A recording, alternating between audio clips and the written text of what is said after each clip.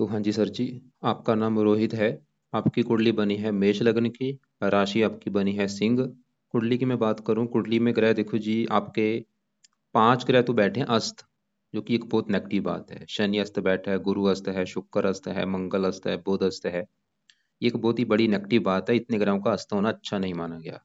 उसके अलावा आपका शनि नीच का बैठा है, ये मुझे सबसे ज्यादा खराब लगा है। राहु केतु आपका कुंडली में आंशिक काल सर्वदोष लेके बैठे हैं, ये भी एक नेगेटिव बात है बहुत बड़ी। मतलब कुंडली मुझे ज़्यादा आपकी ठीक ठाक ही लगी है, इतनी ज़्यादा अच्छी मैं नहीं मानूंगा इसको। तो अगर आपको देखो जी लाइफ में आगे बढ़ना है, सफल होना है, धन कमाना है, आपको भाई मैं अभी पाठ पूजा बताने वाला हूँ, वो आपको करने पड़ेंगे। क्योंकि जो कुंडली बनी होती है, पिछले जो आपके कर्म थे, कर्मों के हिसाब से कुंडली बनी होती है। आपकी अभी लाइफ में जो भी दिक्कतें आ रही हैं, जो भी दिक्कतें परेशानियां आ रही हैं, आप समझ लो वो आपके जो पिछले कर्म थे, वो कर्मों का आपको ये फल मिल रहा है। तो अब आप मतलब कैसे आगे बढ़ेंगे, तो आपको थोड़ा सा धर्म का सहारा लेना पड़ेगा, पाठ पूजा हो गया, धार्मिक बनना पड़ेगा। तो विस्तार में आपको समझाता हूँ।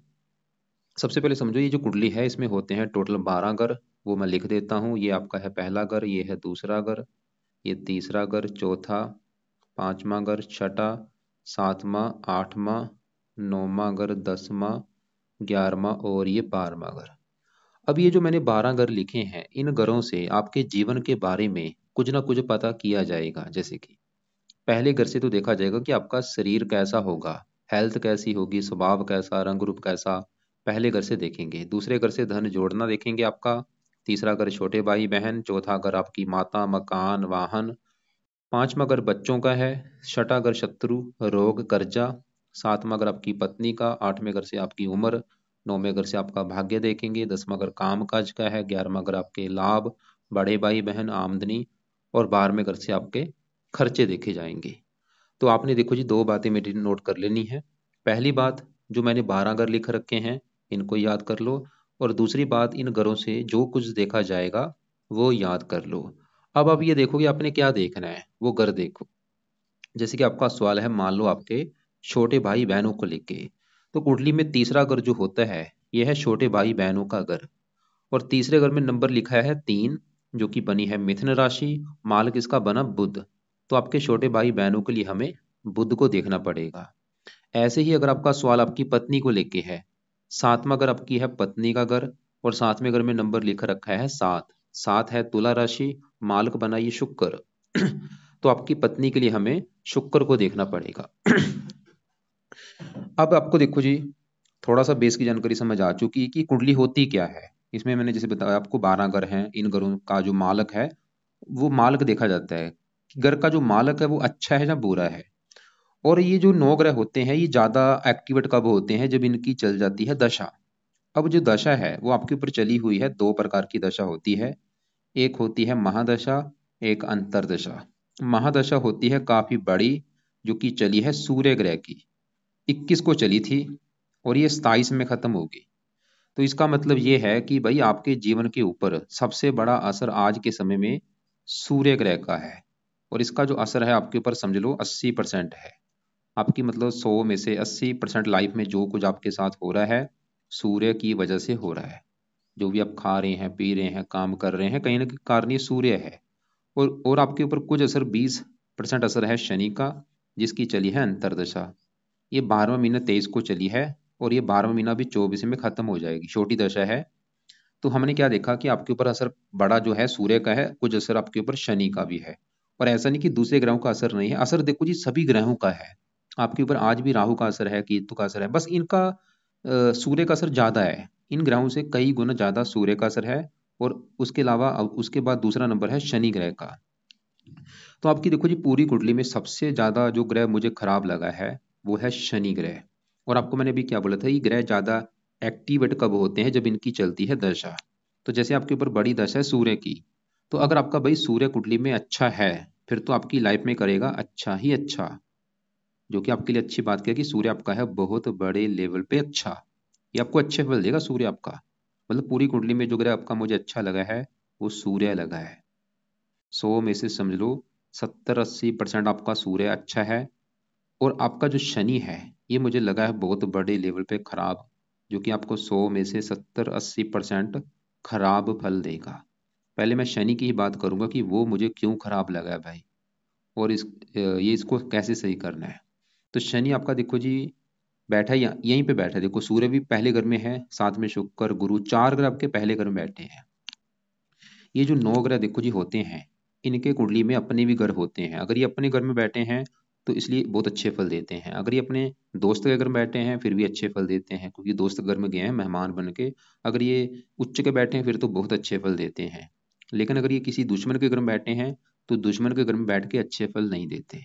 और अगर ये नीच के बैठे हैं फिर तो भाई बहुत ज़्यादा बुरे फल देते हैं। तो अब ये पहला घर जो है, पहले घर में देखो जी जो एक लिखा है ये है मेष राशि। और मेष राशि में यहाँ पे जो शनि है वो यहाँ पे बैठा है। शनि क्या है, सवाल की शनि क्यों खराब है? क्योंकि शनि आपका खराब इसलिए लगा है क्योंकि शनि आपका पहले घर में यहाँ पे नीच का बैठा है। नीच का बैठने की वजह से मुझे ये खराब लगा है। अब सवाल की शनि आपको क्या बुरे फल देगा। तो शनि देखो जी इस कुंडली में दो घरों का है मालक, उन दो घरों को लेके आपको दिक्कतें पैदा करेगा। तो शनि के दो घर कौन से हैं? एक तो शनि का घर है ये 10वां घर, और ये 11वां घर। 10वां घर जो है ये भाई घर है आपके काम काज का घर, जो भी आप नौकरी या कारोबार या कोई बिजनेस करते हैं 10वें घर से देखा जाएगा। 10वां घर आपके पिता का भी है, पिता का ऐसा होगा। 10वां घर सरकार का भी होता है कि सरकार से कोई फायदा होगा या नहीं, मतलब सरकारी नौकरी मिलेगी या नहीं। 10वां घर मान प्रतिष्ठा का भी है। अब 10वें घर में नंबर क्या लिखा है 10, जो कि है मकर राशि। और 10वें घर का मालक कौन है? शनि।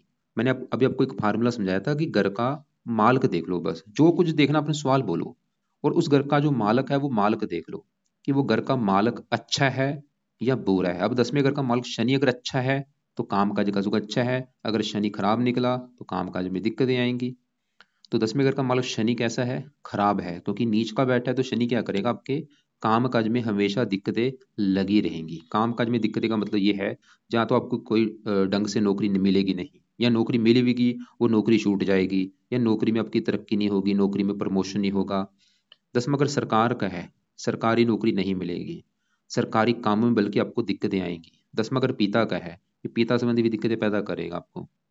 या तो पिता आपका होगा नहीं, या पिता बीमार होगा, या पिता से बनेगी नहीं, या पिता आपका गरीब होगा, या पिता की सपोर्ट नहीं मिलेगी।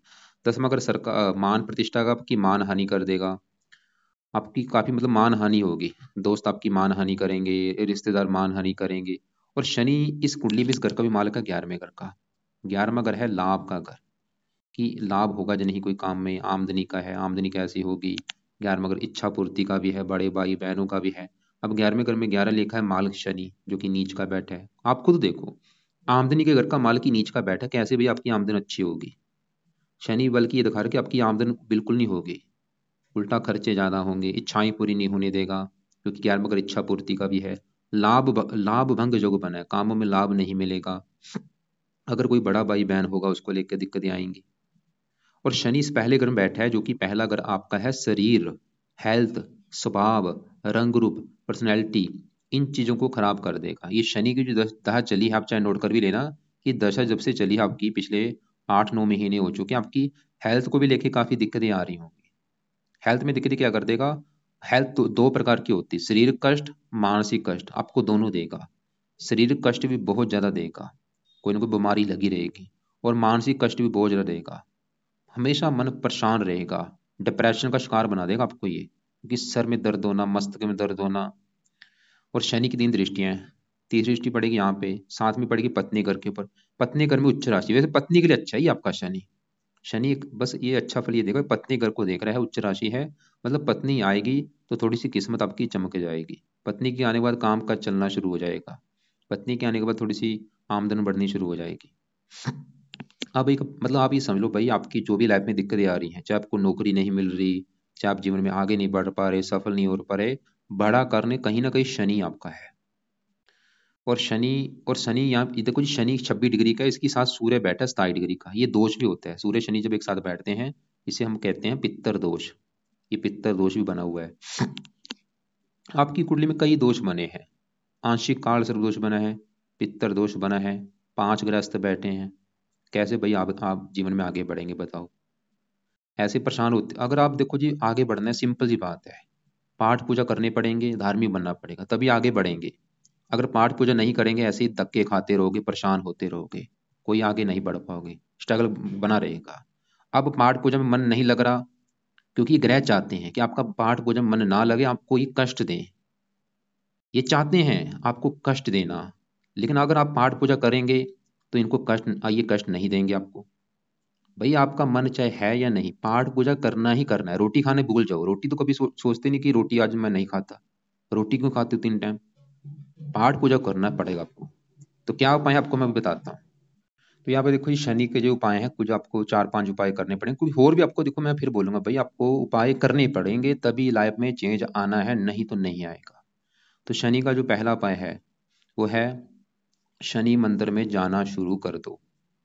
पहला उपाय सबसे ये। कब जाना है? आपके अगर घर के आसपास शनि मंदिर है फिर तो भाई रोजाना जाना है। अगर आपको लगता है कि घर से दूर है शनि मंदिर, तो शनिवार को जरूर जाना है। और वहां पे जाके क्या बोलो, अपनी प्रार्थना बोलो कि हे शनि देवता जी, आपके मंदिर इसलिए आया हूँ क्योंकि आप मेरी कुंडली में नीच के बैठे हैं और आप हैं मेरे काम काज के घर के मालक। और मुझे काम काज में दिक्कतें आ रही हैं, काम काज का सुख नहीं है लाइफ में। मैं चाहता हूँ मुझे काम काज का सुख मिले, आपका बुरा फल प्लीज मुझे ना मिले। तो ये शनि मंदिर में जाके प्रार्थना करो। दूसरा पाए, शनि का दान करना शुरू कर दो। और ये दान चाहे तो रोजाना कर लिया करो या हफ्ते में 3-4 दिन जरूर करो। नहीं तो शनिवार को दान जरूर किया करो। कब तक दान करना है? करो अभी 4-5-10 साल तक दान करो। क्या दान है वो आपको मैं वीडियो लग से भेज दूंगा कि शनि ग्रह का दान क्या होता है। वैसे इसका जो दान है वो है, आप कौवों को रोजाना रोटी डालो, काले कुत्ते को रोटी डालो, काली गाय को रोटी डालो, काली चींटे को काले तिल डालो। ऐसे दान आप कर सकते हैं। वैसे दान की वीडियो भेजूंगा, उसको देख लेना। तीसरा उपाय जो कि बहुत जरूरी है वो है, रात के समय शनि चालीसा का पाठ पढ़ना शुरू कर दो। रोजाना ये पाठ पढ़ना है रात को, या इसकी ऑडियो लगा के सुन लिया करो। पढ़ना ही पढ़ना है, चाहे सुन लो। चौथा उपाय, शनि कवच का पाठ आपको पढ़ना पड़ेगा। 2 पाठ है, शनि चालीसा शनि कवच, दोनों पाठ रात को पढ़ने हैं या इनको सुनना है। कब तक पढ़ो? जब तक लाइफ में सफल नहीं हो जाते। करोड़पति बनना, देखो जी, कोई करोड़पति अगर सपना ले रहे हो बन जाओगे, कोई बड़ी बात नहीं है, लेकिन पहले उपाय करने पड़ेंगे। पांचवा उपाय, हर शनिवार को शनि देवता का व्रत रखना है। अब आपको, आप देखो जी, व्रत में क्या करना है। जैसे शनिवार जिस दिन होगा, सुबह उठो और सुबह उठ के नहा धो के प्रार्थना करना कि हे शनि देवता जी, आज है दिन शनिवार और आज आपका मैं व्रत रखूंगा, ताकि आपका बुरा फल मुझे ना मिले बल्कि आप मुझे अच्छे फल दो। व्रत में अपने दिन में सिर्फ फल फ्रूट खाना है और रात को एक टाइम भोजन कर लेना। रात के भोजन में नमक का सेवन नहीं करना। और व्रत में आप शनि की जो कथा है, कथा भी सुन लेना कि कथा क्या है। और इसके अलावा देखो जी, हो चुके हैं शनि एक ये दोनों पाठ रात को पढ़ने और जानना सुनना है। मंदिर हो गया, दान हो गया, शनि देवता का व्रत, कथा, ये चीजें। वैसे और भी उपाय हैं क्योंकि ज्यादा हो जाए, क्योंकि अभी दूसरे ग्रहों के भी आपको मैंने उपाय बताने हैं। फिलहाल तो ये आप उपाय करो। इसके अलावा शनि जो है ये हनुमान जी की पूजा पाठ से भी प्रसन्न होता है, तो आप हनुमान जी का भी पाठ कर लिया करो। हनुमान जी के मंदिर जाया करो, हनुमान चालीसा रोजाना पढ़ना है या हनुमान जी का पाठ कोई ना कोई सुन लिया करो। अब देखो जी, आगे बढ़ते हैं। एक तो आपकी जो कुंडली में नेगेटिव पॉइंट क्या है वो है शनि जो कि है नीच का। दूसरा नेगेटिव पॉइंट क्या है आपका, और इस शनि मैंने जैसे बोला, इस सूर्य के साथ बैठा है। देखो सूर्य है 27 डिग्री, शनि है 26 डिग्री। कितना डिग्री का फासला है? 1 डिग्री का फासला है। बिल्कुल कम डिग्री का फासला है। इसे मतलब ये बना है, आंशिक पित्तर दोष भी बना हुआ है। और ये मतलब ये जो शनि के उपाय करने से आपके जो पित्तर दोष है वो भी खत्म होगा, क्योंकि पित्तर दोष भी बंदे को आगे बढ़ने नहीं देता। अब दूसरा नेगेटिव पॉइंट क्या है कि वो है, आपकी कुंडली में बना है काल सर्प दोष। राहु बैठा है चौथे घर में, केतु बैठा है 10वें घर में, और इधर वाला हिस्सा देखो खाली पड़ा है, सिर्फ चंद्रमा यहाँ पे बैठा है। तो चंद्रमा बैठे इसकी वजह से है आंशिक काल सर्प दोष। अगर चंद्रमा ना होता फिर बनना था संपूर्ण काल सर्प दोष। अब ये नुकसान क्या करेंगे, ये देखो जी, राहु चौथे घर में बैठा है, राहु चौथे घर की हानि कर देगा। केतु 10वें घर में है, 10वें घर की हानि होगी। मतलब काल सर्प दोष जब बनता है, ये भी सबसे बड़ा दोष होता है। ये भी बंदे को आगे बढ़ने नहीं देता, स्ट्रगल बढ़ता है, दिक्कतें परेशानियां बढ़ती हैं, मेहनत का फल नहीं मिलता। और ये काल सर्प दोष का जो नुकसान ज्यादा होता है जिन घरों में ये बैठे होते हैं। जैसे केतु 10वें घर में है तो 10वें घर की हानि होगी, राहु चौथे घर में है, चौथे घर की हानि होगी। तो पहले राहु की बात करते हैं कि राहु क्या बुरे फल देगा। राहु देखो जी, आपका 2-3 कारणों से खराब है। एक तो कारण, पहला कारण खराब होने का, काल सर्प दोष बन चुका है। दूसरा कारण, राहु जहाँ चौथे घर में बैठा है, चंद्रमा के घर में बैठा है, दुश्मन के घर में। अब राहु थोड़ा सा विस्तार में समझाता हूँ। राहु कहाँ बैठा है? चौथे घर में। चौथा घर है आपकी माता का घर। माता कैसी होगी, मकान कैसा होगा आपके पास वाहन कैसा होगा, भूमि जमीन जायदाद नौकर चाकर कैसे होंगे, ये चौथा घर देखना पड़ेगा। और चौथे घर में नंबर लिखा है 4 जो कि कर्क राशि, मालक बना चंद्रमा। तो चौथे घर के मालक चंद्रमा को देखना पड़ेगा आपकी माता, मकान, वाहन के लिए। और चंद्रमा के अलावा चौथे घर में क्योंकि राहु बैठा है, राहु को भी देखना पड़ेगा। पहले हम राहु की ही बात करेंगे। तो राहु बैठा है चौथे घर में, किसके घर में? चंद्रमा के घर में। और चंद्रमा इसका है अति दुश्मन। राहु अपने दुश्मन के घर में आया है। जैसे कि देखो जी, मेरे घर में मेरा कोई आ चुका है दुश्मन। दुश्मन क्या करेगा? घर का नुकसान मेरे घर का कर देगा। मेरे घर में मेरा वो सामान तोड़ देगा, फर्नीचर तोड़ देगा, मेरा टीवी तोड़ देगा, बेड तोड़ देगा, घर में वो आग भी लगा सकता है। वो काम यहाँ पे राहु कर देगा। चौथे घर में दुश्मन के घर में आके बैठा है, तो दुश्मन के घर का कर देगा सत्यानाश। और चौथा घर है आपकी माता का घर।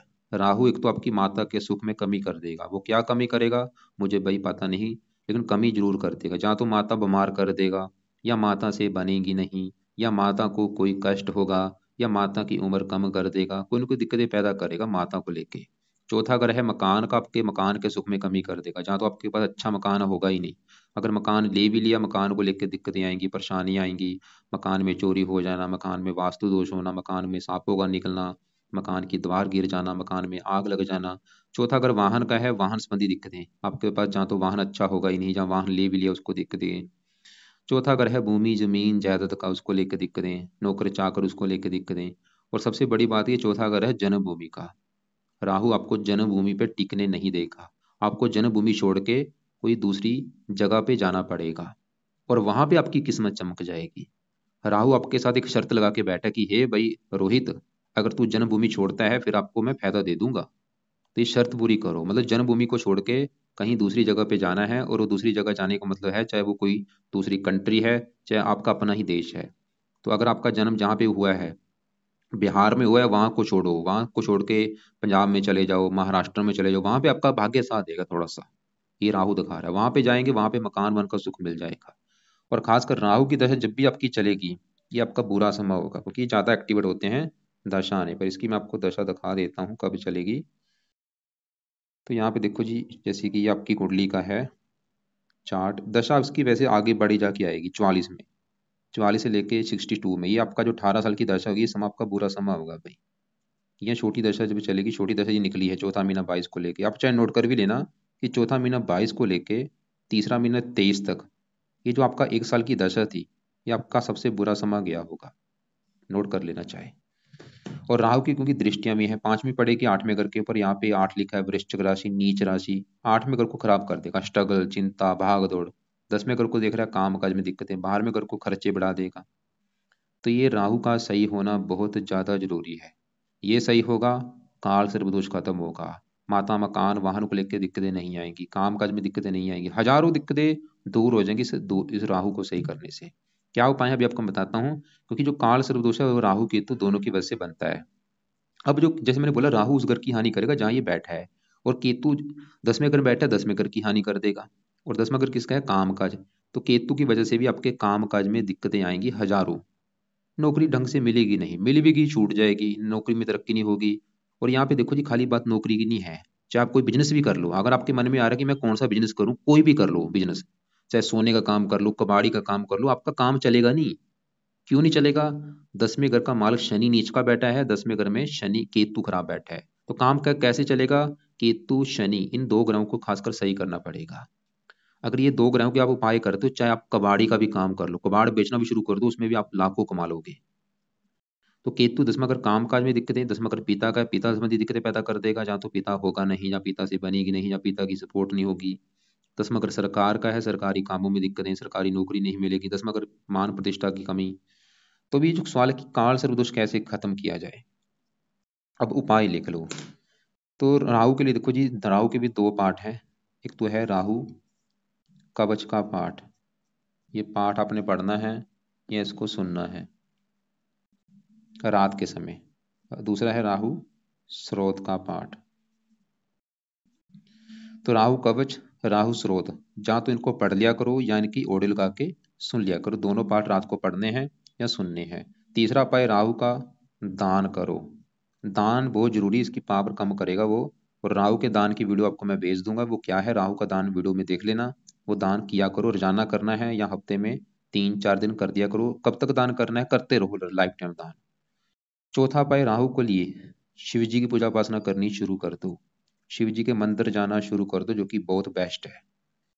तो राहु को सही करना है, जाना शिव जी के मंदिर जाना है। कब जाना है? सुबह उठो, 5-6 बजे उठ जाओ, नहा धो के शिव जी के मंदिर जाओ, वहां पे शिवलिंग पर जल चढ़ाओ, दूध चढ़ाओ, और वहां पे बैठ के शिव जी का जो मंत्र है ओम नमः शिवाय, कम से कम 10-20 मिनट बैठ के वहां पे जाप करना है शिव जी के मंत्र को। और ये सुबह सुबह जाके करना है, शाम को भी कर सकते हो लेकिन सुबह जरूर जाना है। और इसके अलावा राहु को सही करने के लिए दुर्गा चालीसा का पाठ भी पढ़ना है, ये भी आप सुबह टाइम पढ़ लिया करो। और हनुमान जी का पाठ, क्योंकि ये तीनों ग्रहों, तीनों से राहु डरता है, तीनों के पाठ पूजा करोगे, शिव जी, दुर्गा चालीसा, हनुमान जी, तो राहु का कष्ट खत्म हो जाएगा, काल सर्प दूर हो जाएगा। सांपों को मारना बंद कर दो, सांपों को कभी नहीं मारना। नीले कपड़े पहनने बंद कर दो, काले कपड़े पहनने बिल्कुल बंद कर दो, बिल्कुल बंद कर दो, साइड में रख दो काले नीले कपड़े, मतलब किसी को दे दो, मत पहनो। और इनका दान किया करो, काले रंग का दान करो, नीले रंग का दान बल्कि किया करो। और केतु के लिए, इसका भी रात के समय केतु कवच का पाठ पढ़ना है। और इसके भी वैसे 2 पाठ है, लेकिन केतु कवच पढ़ लो खाली, उससे आपका काम चल जाएगा। और इसका भी दान करो। क्या दान है? कुत्तों को रोटी डाल दिया करो, रोजाना कुत्तों को रोटी डालो, बिस्कुट डालो, दूध डालो। कभी कुत्ते को मारना मत, मारोगे उल्टा केतु खराब हो जाएगा आपका ज्यादा।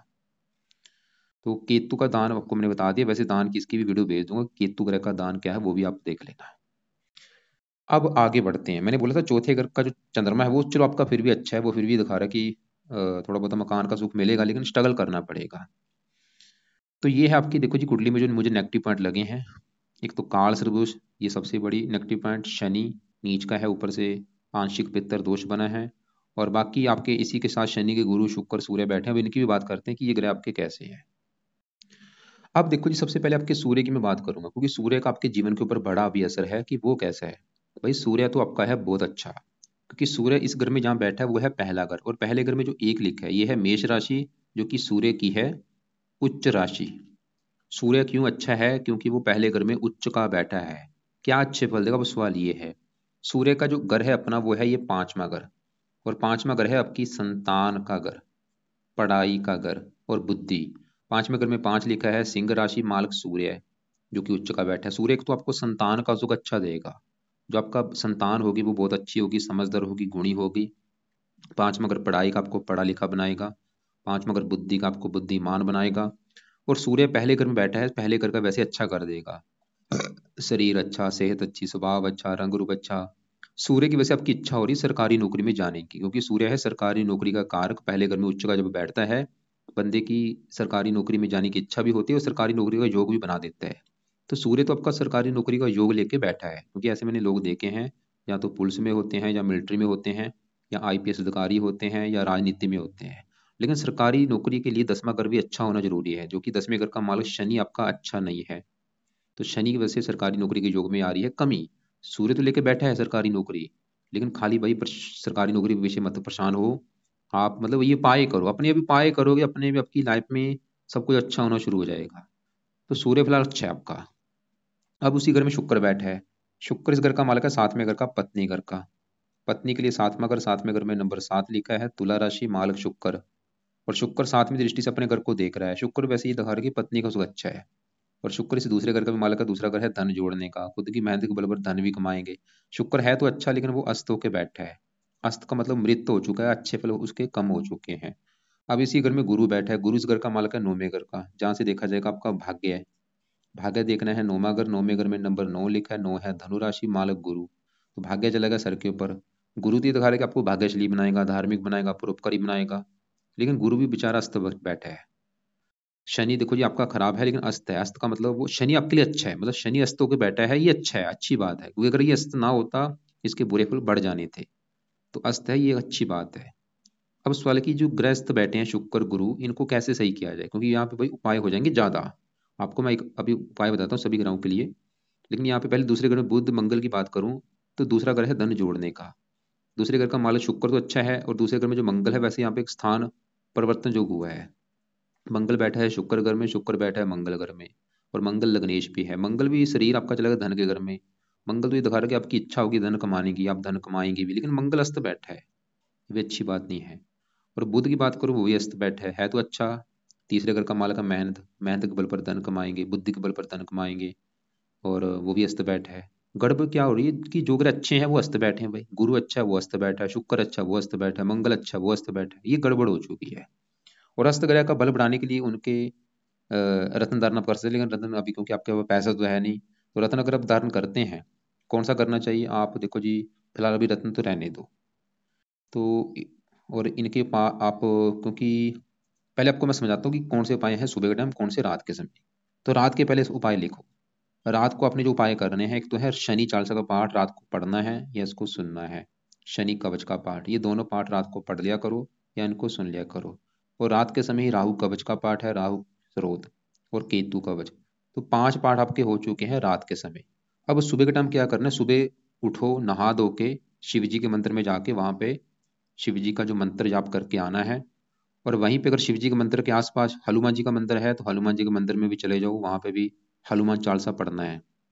और दुर्गा चालीसा का आपको पाठ बोला, ये भी सुबह के टाइम पढ़ लिया करो। इसको पाठ को चाहे घर पे पढ़ लो चाहे मंदिर में जाके पढ़ लो। और फिर आप मंदिर से जब घर आएंगे, घर आके एक पाठ है नवग्रह कवच का पाठ। ये सभी ग्रहों के लिए अच्छा है, मतलब क्योंकि ग्रह थोड़े से ज्यादा हैं, तो ये नवग्रह कवच का पाठ है 2-3 मिनट का, मतलब 2-3 मिनट लगेंगे इस पाठ को पढ़ने में। तो ये पाठ रोजाना सुबह के टाइम पढ़ लिया करो, ये इसको ऑडियो लगा के सुन लिया करो, यूट्यूब पे आपको ये मिल जाएगा। और बाकी देखो जी, और भी आपका जो घर के आसपास कोई मंदिर है वहां पे जाओ, प्रार्थना किया करो, मंदिर में जाना शुरू करो। थोड़ा सा धार्मिक बनना पड़ेगा, सुबह शाम शिव जी के मंदिर में जाओ, हनुमान जी के मंदिर में जाओ, पाठ ज्यादा पढ़ो और कर्म अच्छे करो। तो ये चीजें फॉलो करनी पड़ेंगी आपको। ये तो जो जो मैंने चीजें बताई ये बेस्ट है, ये खासकर शनि के करते हो। और व्रत किसका है बोला, शनि का। शनि का व्रत रखते हो शनि अच्छा होगा। दान देखो, एक तो राहु का दान बोला, दान की वीडियो भेजूंगा राहु के दान की, केतु का दान मैंने कुत्तों को रोटी बोला है। और शनि का दान जो कि आप चाहे तो रोजाना कर लो या हफ्ते में 3-4 दिन कर दिया करो। रोजाना कुत्तों को रोटी डालो, कौवों को रोटी डालो, चींटियों को कुछ ना कुछ डालो। और शनि के दान की वीडियो देख आपको भेजूंगा, उसको देख लेना। काले कपड़े पहनने, नीले कपड़े पहनने बंद कर दो। और अभी आज के समय में आपके ऊपर जो असर है वो सूर्य का, जो कि है तो अच्छा, लेकिन जो शनि की आपकी दशा चली वो अच्छा नहीं है। और ये चाहे नोट कर भी लेना कि जब से शनि की दशा आई है ये लाइफ में दिक्कतें पैदा कर रहा होगा। और वैसे भी देखो जी, सूर्य तो अच्छा है लेकिन साथ में जो शनि बैठा है ये थोड़ा सा मैंने बोला है पित्तर दोष बनने की वजह से हो सकता है सूर्य भी आपको ज्यादा अच्छे फल ना दे रहा हो। सूर्य को जल कभी नहीं देना, सूर्य का दान कभी नहीं करना। फिलहाल ये कुछ महीने पाए करो, फिर दूसरे ग्रहों के जो अस्त ग्रह हैं उनके भी आपको मैं पाए बाद में बताऊंगा। तो पीले कपड़े आप जरा यूज करो, पीले हो गया, लाल कपड़े भी पहन सकते हो जरा ज्यादा, हरे पहन सकते हो। चंद्रमा आपका अच्छा है वो भी अच्छा है। बाकी आप ऐसा करना, फिर भी कोई बात आपको मेरी समझ ना लगी हो या आपने कुछ पूछना हो, अपने सवाल अपने पास लिख के रख लेना। कल दोपहर 2-3 के बीच में चाहे आज कॉल कर लेना, चाहे मुझे कल कॉल कर लेना, 2-3 के बीच में कर लेना, चाहे आज या कल कॉल कर लेना। इसके अलावा अलग से कुछ वीडियो भेजूंगा, उनको भी आप एक बार देख लेना।